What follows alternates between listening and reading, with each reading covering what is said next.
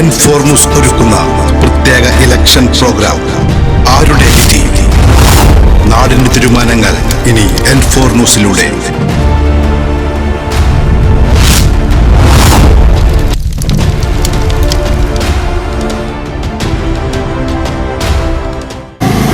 ഇത്തവണ നമുക്ക് ഒരു രാഷ്ട്രീയ മാറ്റം ഉണ്ടാവും കേരളത്തിൽ. 10 വർഷമായിട്ട് ഇപ്പോൾ പിണറായി വിജയൻ ഭരിക്കണം. അതൊരു മാറ്റം അനിവാര്യമാണെന്നാണ് ആളുകളൊക്കെ പറയണത്. ഒരു മാറ്റം ഉണ്ടാവും, പ്രതീക്ഷിക്കണം. മാറ്റം ഉണ്ടാവണമെന്ന് എല്ലാവരും പ്രതീക്ഷിക്കുന്നുണ്ട്. ഉണ്ടാവില്ലെന്നും നമ്മളൊരു രാഷ്ട്രീയക്കാരനല്ല. അല്ല, ഈ ഭരണം തന്നെ മതി എന്ന് അങ്ങനെ വല്ല അഭിപ്രായം ഉണ്ടോ? അതോ മാറണമെന്നുണ്ടോ? തീർച്ചയായിട്ടും മാറ്റം വരണമെന്നുണ്ട്. മാറ്റം വരണമെന്ന് ആഗ്രഹമുണ്ട്.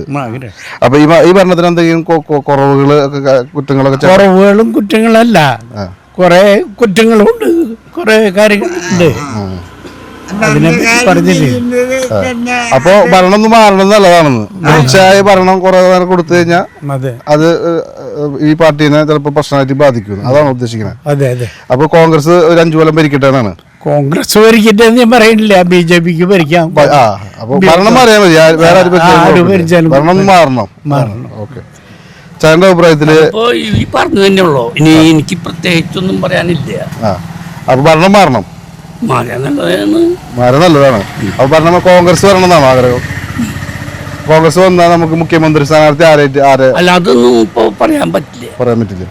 അപ്പൊ പിണറായി വിജയൻ മാറി UDF വരണം. 5 കൊല്ലം UDF ഭരിക്കട്ടെ. ചേട്ടൻ എന്താ അഭിപ്രായമുള്ളത്? ആര് ഭരിക്കണ്ടേ? ഇഷ്ടല്ല. അപ്പൊ ഇനി 5 കൊല്ലം പിണറായി തന്നെ ഭരിക്കും. അതെന്താ ഇത്ര ഉറപ്പ് പിണറായി വിജയൻ? നല്ല ഇതുണ്ട്, നല്ല ഉറപ്പുണ്ട്. അതിന് ഇപ്പൊ സർക്കാര് വില കുറവിനും മദ്യം ഇപ്പൊ ഇന്ന് നാളെ ഇയാള് വന്നപ്പോലെ എല്ലാ കാര്യങ്ങളും നടക്കുന്നുണ്ട്. പെൻഷനൊക്കെ കിട്ടുന്നുണ്ടോ? പിന്നെ മുടക്കം തീർത്ത് കിട്ടി. ഈ പെൻഷൻ കാശ് എടുത്തിട്ട് അടിയൊക്കെ നടക്കണം. പെൻഷൻ കാശാണ്. അപ്പൊ പിണറായി തന്നെ വരട്ടെ. അതെ, ഞാൻ പിണറായിനെ മറക്കില്ല. ഓക്കെ, അപ്പൊ 20 കൊല്ലം കൂടി പിണറായി തന്നെ ഭരിക്കട്ടെ. 5 കൊല്ലം കൂടി ഈ തെരഞ്ഞെടുപ്പും കൂടി. അത് മൂന്നാം ഘട്ടം. ഓക്കെ.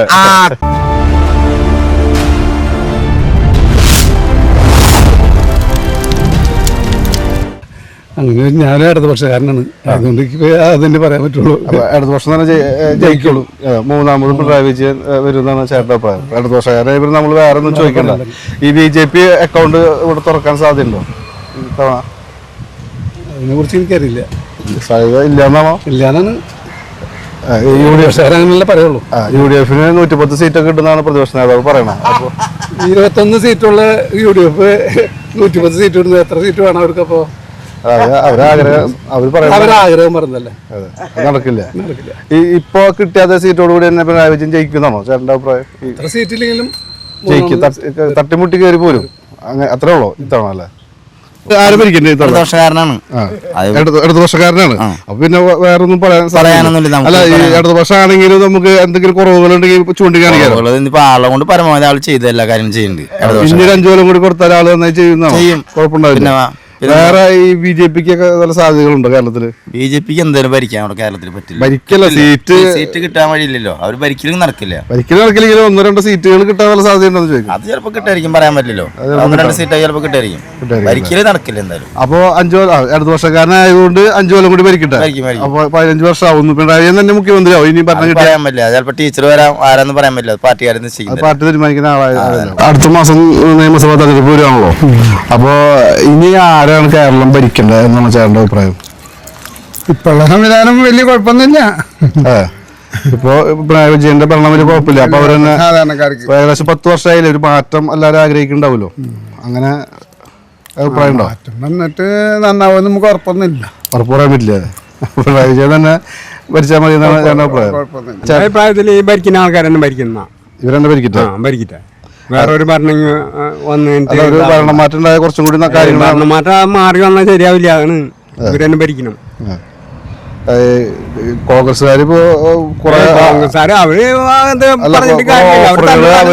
ഇപ്പോ സ്ത്രീകൾക്കടക്കം KSRTC സൗജന്യ യാത്ര, അതുപോലെ ഇൻഷുറൻസ് അത് വന്നിട്ട് വേണ്ട. അവര് ഭരണത്തിൽ വന്നിട്ട് വന്നതിന് ശേഷമല്ല അവര് പറയുന്നത്. രാഹുൽ ഗാന്ധി ഈ കണ്ട കാലം ഇതിനു മുമ്പ് ഭരിച്ചപ്പോ ഒന്നും യാതൊരു വകതികളും ഉണ്ടായില്ല. അപ്പൊ ഇവരെല്ലാം ഭരിക്കിട്ടാന്നാണ് എന്റെ അഭിപ്രായം. അത് വന്നാൽ പ്രത്യേകിച്ച് ഒന്നും ചെയ്യാനോടില്ല. ഇല്ല ഇല്ല.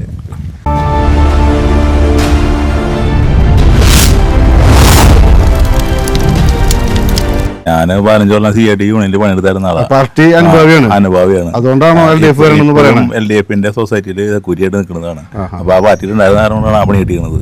മനസ്സിലായോ? ആ പാർട്ടിയോട് ചേട്ടന് ജീവിക്കാൻ പറ്റുന്നത് അതുകൊണ്ട് പാർട്ടി തന്നെ വരട്ടെ, അല്ലാണ്ട് വേറെ എന്തെങ്കിലും ഞാൻ പറയാൻ ഏത് പരിയാലും കണ്ടമാനം ഓഫറുകൾ വെച്ചുകൊണ്ട് കൊടുക്കാൻ പറ്റുന്ന ഓഫറാണെങ്കിൽ മാത്രമേ വെച്ചിട്ട് കാര്യമുള്ളൂ. വെറുതെ ഓഫർ വരെ ജനങ്ങളെ ബോധിപ്പിക്കാൻ വേണ്ടി മാത്രം ഓരോ ഓഫറുകൾ വെച്ചിട്ട് കാര്യമൊന്നുമില്ല.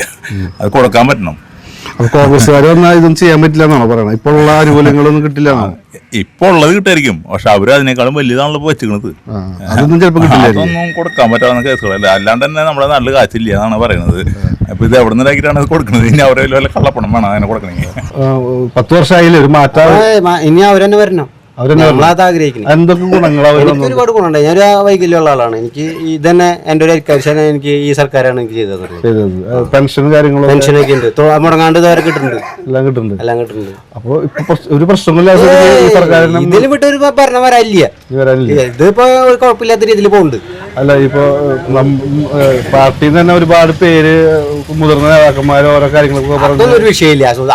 അതല്ലേ അതൊന്നും പാർട്ടിനെ സംബന്ധിച്ചൊരു വിഷയമുള്ള അണികളുടെ അണികളുടെ ഉള്ളില് ഈ പാർട്ടി തന്നെ വരണം. അത് തന്നെയാണ് നടക്കുള്ളൂ. അങ്ങനെയാണ് പ്രതീക്ഷിച്ചിരിക്കുന്നത് നമ്മൾ. വികസനം ഉണ്ടാവും, പിന്നെ ഉണ്ടാവും. തുടർന്നുണ്ടാവും.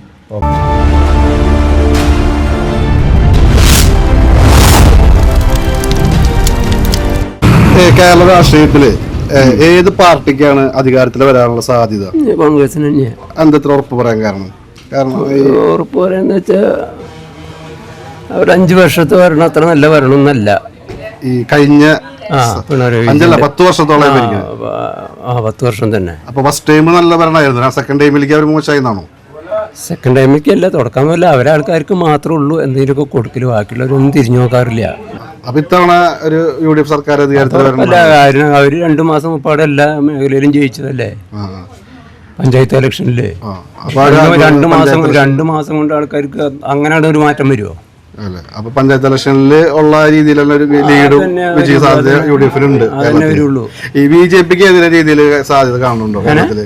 BJP പാർട്ടിക്ക് BJP കേരളത്തിലെ അധികാരത്തിലൊന്നും വരില്ല. അവർക്ക് സീറ്റ് കിട്ടും. സീറ്റ് ഏകദേശം എത്ര സീറ്റ് വരെ കിട്ടാം? എവിടെയും ഒരു 10 സീറ്റ് വരെ 10 സീറ്റ് വരെ കിട്ടാനുള്ള സാധ്യത അവർക്കുണ്ട്. അപ്പൊ ഈ പിണറായി വിജയന് സർക്കാർ ഇനി ഉണ്ടാവില്ല, UDF സർക്കാരാണ് വരിക എന്നുള്ളതാണ് 100% ഉറപ്പല്ല. അത് അവസാനത്തെ ഭരണത്. ഇലക്ഷനൊക്കെ വരാൻ പോവാണ്. കേരളത്തില് എന്താണ് സാധ്യത? ഏത് പാർട്ടിക്കാണ് വിജയ സാധ്യത ഉള്ളത്?